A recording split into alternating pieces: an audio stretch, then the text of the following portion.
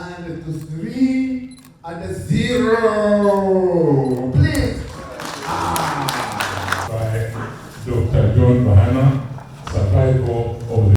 A top locust scientist, John Bahana, has authored an autobiography entitled Survival of the Fittest, A Tale of Resilience. The book features how the author survived in a number of incidences and situations. And as you are sloping towards the valley at a place called Maganjo, suddenly we were hit by bullets.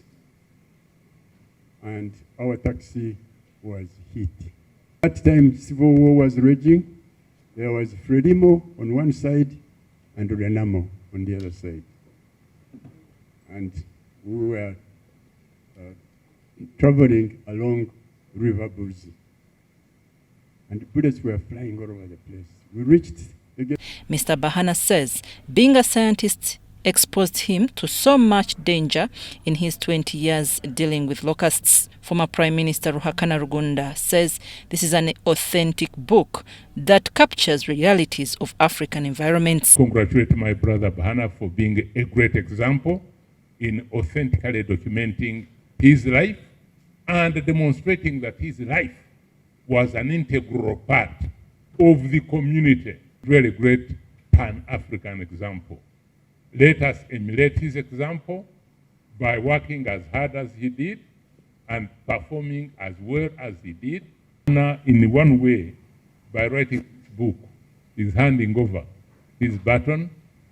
So receive the batons very well and perform better than ours. The Permanent Secretary, Ministry of Justice and Constitutional Affairs, Dr. Pius Bigirimana, encourages people to write books in order to share their valuable experiences and also inspire and mentor others. Right, you have a unique story to tell others. Maybe you have got a valuable experience that you want to share.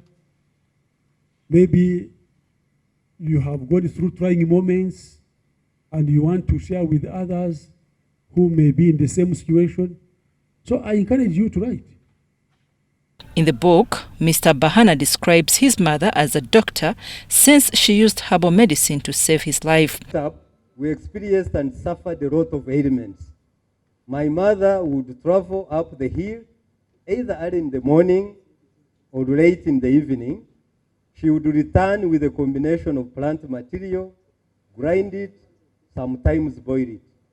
The sick child would then be given the concoction, allowed to eat as long as I was on my mother's medication. Hey, lots of long worms were injected from my tummy. Bahana also describes how indigenous knowledge has been replaced by colonial education of cram work. Some people had been supported at that time to stay on the ground instead of going into colonial schools and maintain that knowledge. Today, we might have had some very serious brewing industries. Through that colonial education, and I think you should not castigate it as such, because we wouldn't have written this book, we wouldn't be here, we didn't. This is one of the autobiographies authored by a scientist since they normally have little time to write due to the nature of their expertise. I'm Navka Farida and Dan Lugemwa in Kampala.